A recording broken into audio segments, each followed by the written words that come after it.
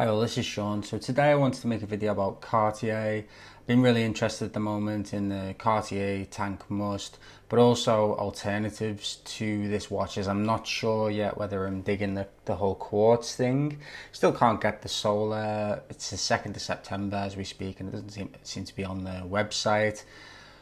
But the one that I'm talking about is this model, the large 25.5mm Cartier Tank Must, and mainly mechanical alternatives to this watch because I'm thinking about whether the quartz is for me really. So I've tried it on, I really like it on the wrist.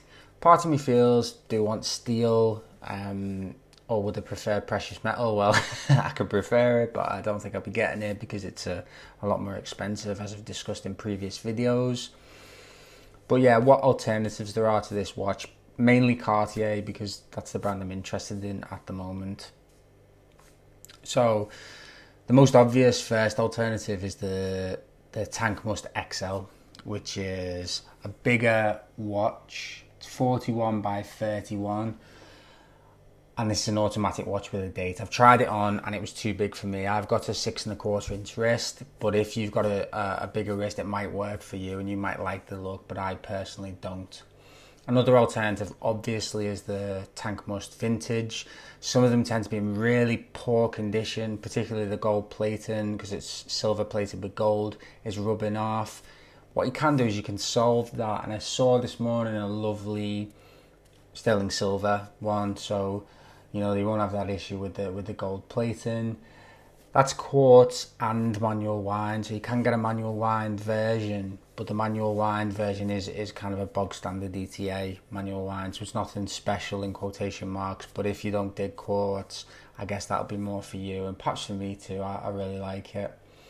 So the first alternative is the Santos Dumont, and it's the XL, which is a bit frustrating really, because Cartier seem to make the nicest watches and manual wind in particular in a bigger size that's too big for me, but this is 33.9 by 46.6 and I think this will be too big for me. I haven't tried it on yet, but I would like one of the smaller sizes. I want a dress watch that looks a little bit dainty, but it's nice and thin. It's got a manual wind movement in it, and it's what they call a manufactured caliber movement, but it's actually based on a Piaget manual wind caliber, so it's, you know, proper haute horology if you like, in a sense. Another alternative that I've tried on is the Santos de Cartier. It's not strictly an alternative because it's kind of a different style of watch. It's more of a sporty watch, but this one in particular, the medium, it's 35mm, and it, you know, you could make it dressy. It's got the quick switch strap system where you can swap to a leather strap without any tools. And it is a smaller watch, and it does have an automatic movement in it. I think that I'm pretty sure this is a manufactured caliber movement, and it is a really cool watch.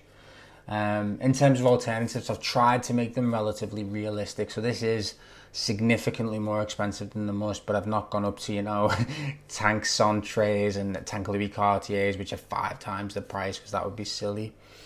Another is the Drive de Cartier, so this is 5,150, and this is called the Drive de Cartier Extra Flat, and this is another one with that manual wind movement in it.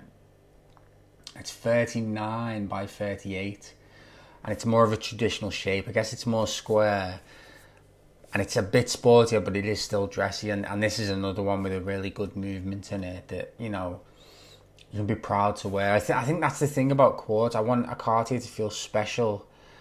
And if I put it on my wrist, I might be thinking, you know, this is just a quartz and blah, blah, blah. My current favourite is the Tank Americain. And I tried one of these on the other day. It's 4,700 and it's 22mm. And this is the medium, so the larger might be more for you. I've got a small wrist. It's 22 by 41. And it fits me really well, this one. It's kind of dainty enough to be considered a dress watch, and yet not so dainty as to look a little bit feminine, in my opinion. Some people don't like the automatic because it gives the back a straight edge, you know, rather than a curved kind of Centre style back, but I think this is a great watch.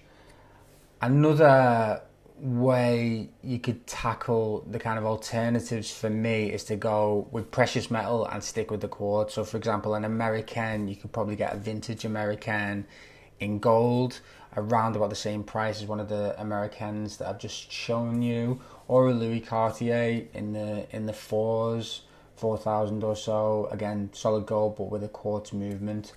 So yeah, tell me if you've got any more alternatives, and if you like the video, please subscribe. Thank you.